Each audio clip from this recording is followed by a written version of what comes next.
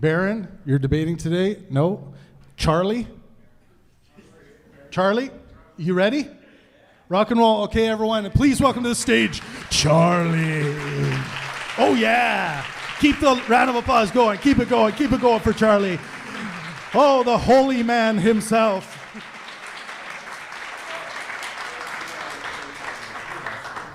Hey, what's up? They had no paper towel in the restroom. Oh, well, better fix that. How's it going? How you doing? Good.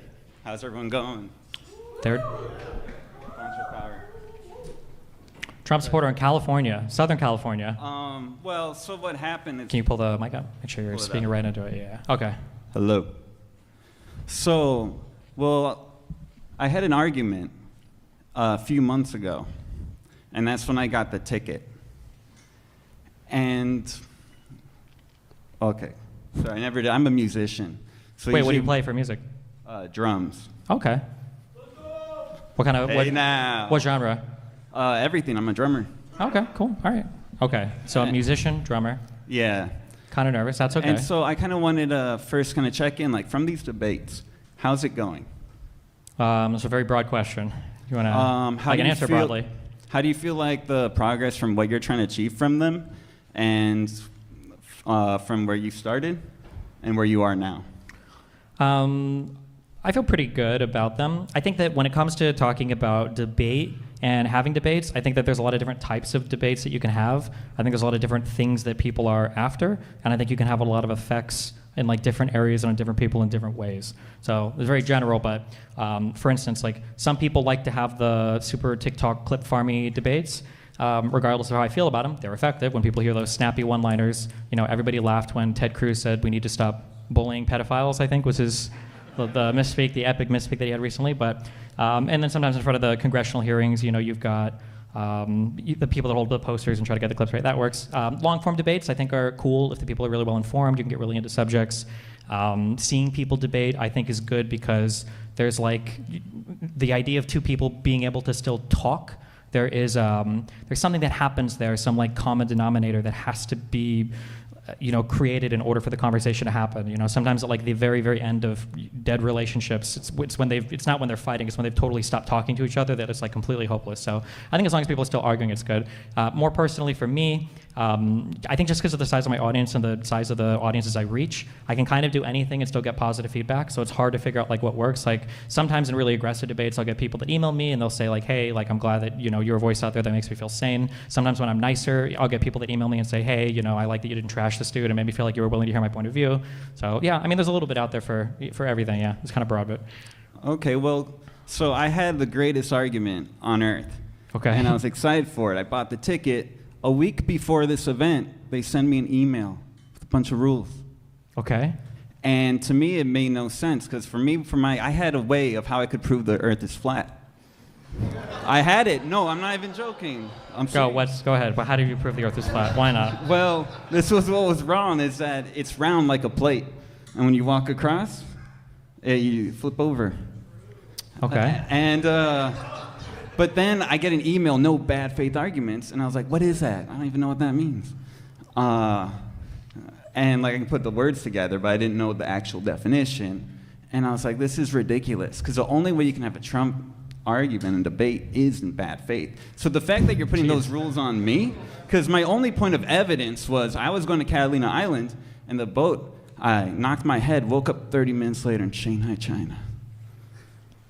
But obviously that's not true, but that's how you have to debate like them. Or you heard someone and that happened to. And so it kind of feels like clipping my wings. And, like think about when athletes were doing steroids. You can be honest and not do steroids, but everyone else is, so you just look like a little bitch. I'm assuming you're making a broader point that it's hard to have like good faith conversations because everybody else kind of is not after that, or are we really just talking about using steroids for sports? Well, I'm using that as an Sure. analogy, but what I'm kind of getting at is that you can't debate Trumpers or Republicans and actually expect to influence their mind, because they're either really dumb or they're doing it in bad faith. And what you got to do if you're trying to like really reach them is first earned, in a sense, like the friendship and the general shared like humanity experience, like we still get along. And then when you're comfortable with them, you earn their trust. Then you're like start being like, oh, you know what? This is what I believe in. It's a whole art to like talking with dumb people. Well, not even dumb, but like I'm dumb, you know? It's like I'm a drummer. Fuck yeah. I mean, like, I think so. And I know that, so I know who to listen to. I know when people kind of, like, what I like about you is you read the primary source. And so it's like, okay, I'm not doing that, but I can trust someone to do it. Mm-hmm. But a lot of people don't realize that. So you're not going to actually really reach them with this. You have to act in a little bit of bad faith. And I got a couple of examples from when I see you debating like those college students. Sure. Can I just address what you said before? I think I probably agree. The best way to change somebody's mind is to literally be like one of their closest friends, and then over time you have conversations, and like any friend group is going to pick up slang and vernacular, or they'll pick up ideas or memes, or they'll pick up eventually political beliefs or ideologies. Like that definitely happens. I think that there are different ways that things can plug in at different stages, though, even if you're not directly related to that process. So like if you have a friend and it's somebody that you talk to and you kind of argue with over time who's a close friend, it's nice to know the arguments. So sometimes like watching, whether you go to school or watch a debater or watch a YouTube documentary or whatever, like having the information in your head I think can kind of help you along that process as well, even if the debater guy himself isn't the one who's actually moving the person, Yeah, I see that. And I guess what I was kind of coming at when I thought it'd be worthwhile getting some FaceTime was to show you, like, really demonstrate when you're on the street, when you're traveling the country, like the real kind of things you have to deal with.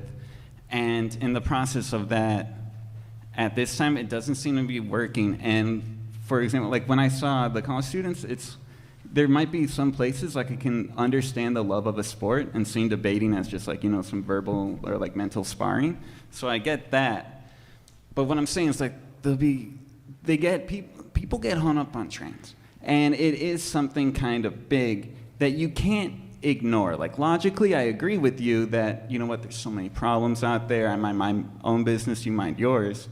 Like I kind of get that, but I have a housemate that he refuses to mess with a lady unless he knew her since they were children or she's a mother.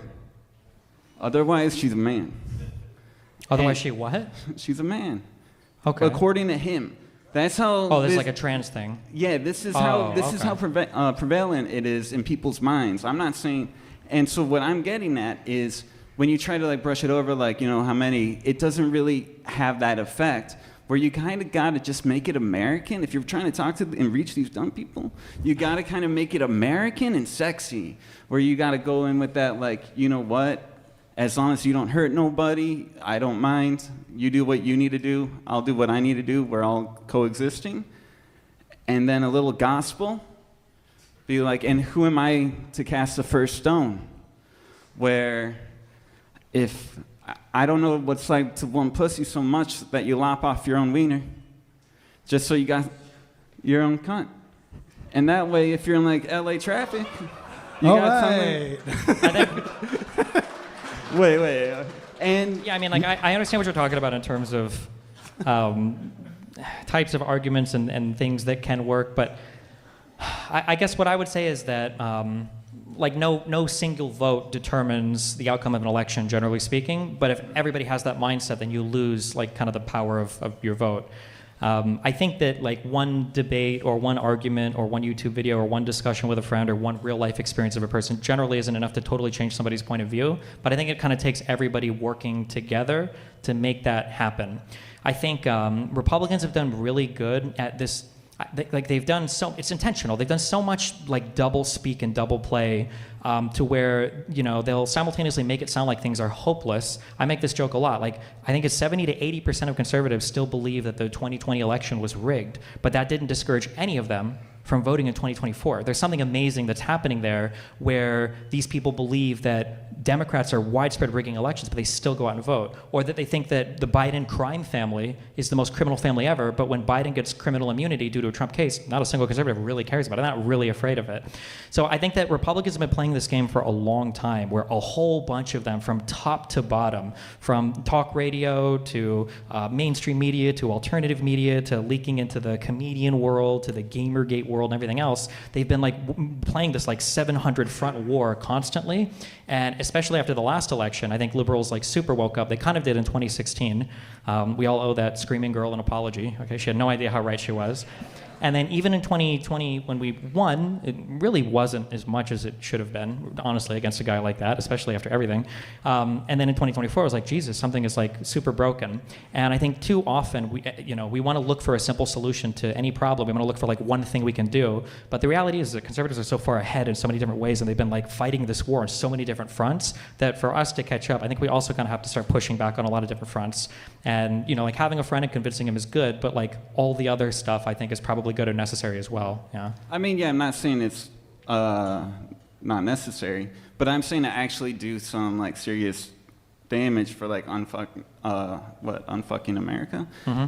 And like another thing is Christianity. That's another one that gets hung up on. Like they're not really Christian. What they're doing doesn't follow the gospel. And so, but you still got to say, oh, I'm a Christian. It's because it's operating in bad faith. So it's okay, I think, to operate in bad faith back and be like, yeah, I'm a Christian too, like, because I do believe in the gospel. But then you kind of have to like fuck with their mind a bit and go do like, oh man, yeah, my favorite verse, What is it, like John 35:11? I believe the shortest verse in all of biblical history, where it's only 2 words, Jesus wept. And from that kind of shows, like, it's less is more, speaks such volumes of meaning, where, Jesus is on the same plane as us with that emotional distress and that heaviness of existence. And it's also thought-provoking, because if Jesus wept, did he come too? All right. Final thought, I guess. Like, yeah, I mean, I don't disagree with what you're saying. The only thing I would change slightly is, like, you don't have to frame it necessarily as cynically, I think, right? Like, it doesn't have to be like this super subversive bad faith process. You could also just like be a good Christian and like talk to your other Christian friends and kind of like move them in a better direction as well, Like one thing that I bring up a lot when I hear religious people talk about religion when it comes to politics is religion is always kind of used as this exciting weapon that they can wield to further whatever their personal beliefs or desires are. And I never hear it used in kind of like a restraining way, where it's like I use the illegal immigrant example, for somebody to say, man, there's a lot of illegals here, it's a burden on the system, but, what do they say in the Bible? We have to take care of our fellow neighbor. You never hear anybody use their religion in like a restraining way. It's always used to like galvanize support in some aggressive manner. So I agree generally what you're saying. I don't think it has to have like the super, covert ops, malevolent, secret tinge to it. But I do agree, yeah. I'm saying then you might as well like change the name of the tours and the protests to, like No Kings and Unfuck America. What you're really saying, because as a debate, it's more of a sport, and not going to really undermine it all, but just say like fuck Trump, because that's what it's saying. Because if you really wanted to unfuck America, there's only one way. There's only one way possible you can do it. Pull your dick out of it? I don't know what. Nah. What's that where we're going with this? That's how you change the name. But the only way, if you really wanted to do it, is honestly you would have to run me for president with one campaign promise. And this is using my Supreme Court appointed executive ability and power as president to force Joe Biden, like a dog, behind the Resolute desk and govern the nation. And if anybody has a problem with it, they can talk to me. And meanwhile, me and Vice President Hunter Biden, all we're doing is smoking crack rock and fucking some... All right. Let's put our hands together for Charlie. Thank you for coming up here, Charlie. Great run. He had a great run. We gotta agree. And he looks fly tonight. He looks fly. Do we have by the way, the Pangburn dialectical rules, all these rules he was talking about. So by good faith, I simply mean sincerity of intentions. If you Google good faith, it's going to talk about sincerity of intentions. So you got to have sincere